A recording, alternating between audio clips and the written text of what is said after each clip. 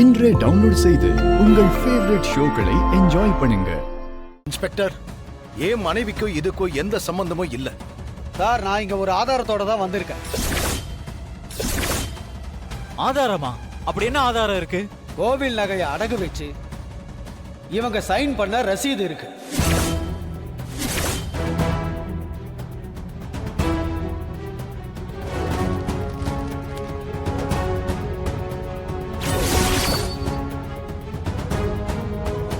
ஆமா, இது அக்காவுடைய சைன் தான்.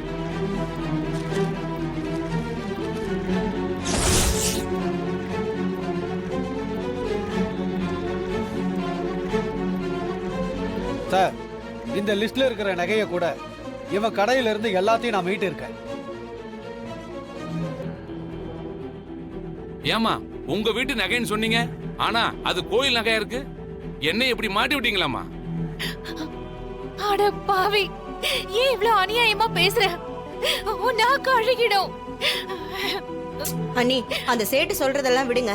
ஆனா அவர் கையில ரசீது வச்சிருக்காருல்ல, அதுல உங்க கையெழுத்து தானே இருக்கு.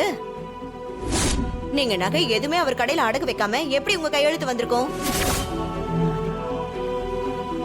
அதுக்காக அத்தை கோவில் நகை எடுத்தாங்கன்னு ஆயிடுமா?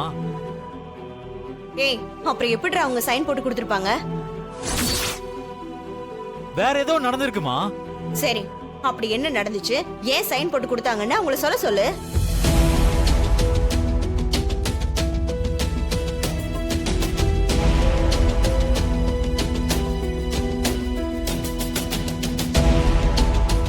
அத்தை, பெரியம்மாவை வேணும்னே யாரோ மாட்டி விட பாக்குறாங்க.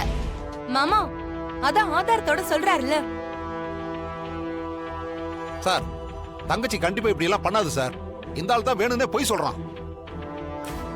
சார், எங்க ஃபேமிலி எப்படிப்பட்ட ஃபேமிலின்னு தெரியும்ல. ஊரு தலைவர் குடும்பம்னு எனக்கு தெரியும். திருடு போனது கோவில் நகை, பொது சொத்து. பொதுமக்கள் வந்து கம்ப்ளைண்ட் கொடுத்திருக்காங்க. அதுக்கான ஆக்ஷனை நாங்க எடுத்தாகணும். கண்டிப்பா இவங்களை அரெஸ்ட் பண்ணி தான் ஆகணும்.